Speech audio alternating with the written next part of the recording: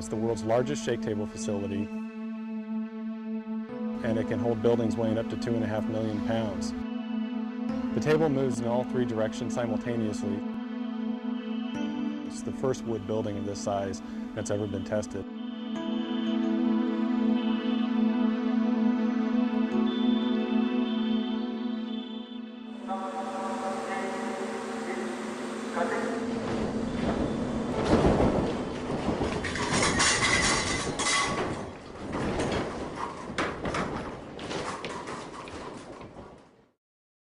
The entire project is called the Niecewood Capstone Test, a project funded by the National Science Foundation. The project is led by Colorado State University, and Simpson was a close technical collaborator. The popularity of mid-rise wood frame construction has soared in urban areas, and so there's not a lot of information on how to design those types of structures.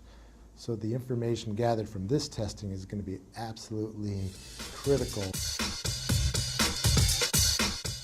The condominium tower was built as a actual condominium would be constructed with 23 1- and 2-bedroom living units. We're testing a 7-story, 23,000 square foot, 800,000 pound building in 3 dimensions. This collaboration with all the folks involved is really going to culminate in a test that's going to show how our products perform in a very severe seismic event. The forces of an earthquake on a structure of this size create a lot of secondary forces inside of the building, and the only way to hold those forces together is with connectors such as the ones that Simpson Strong Tie makes and provides. In this building, we have a wide variety of Simpson Strong Tie products, from large hold-down rods that run 7 stories up to the roof, known as ATS, or anchor tie-down system. We have a number of shear transfer elements in here, and straps and the floor plates to help tie the floor plates to the shear walls. In short, we're building what we call a complete load path. This building, the Niecewood Capstone building, is designed using a performance-based seismic design philosophy. It's a method to design specifically for, or explicitly maybe, for performance of the building. We don't just design a component or an assembly. We actually design it all together, and then we check it. And performance-based design allows us, if we know enough about how the building reacts, to actually select what level of damage we want to see in the building during an earthquake. We're doing a series of tests on this structure so that we can incrementally increase our knowledge as to how the building is responding at different levels of shaking. We're not only going back and forth, side to side, but we're going up and down as well. So we're getting all of the vertical accelerations and lateral accelerations exactly like that Northridge earthquake, but times 1.8. There's approximately 300 sensors in the building, measuring everything from movement to force to acceleration.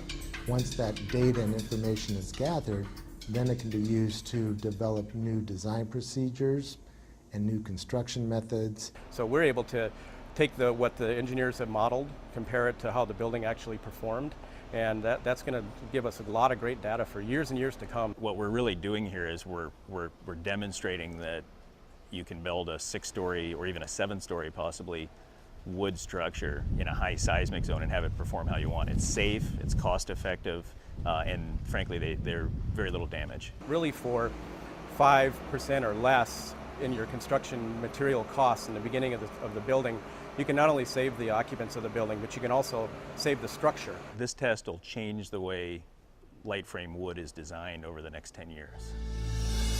We've invited several key engineers from across the country, building departments.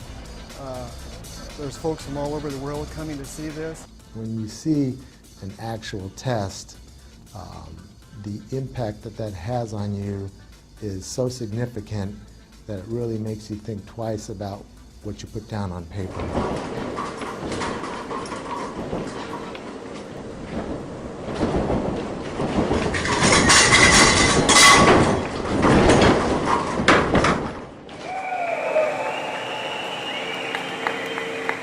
Everything in it worked.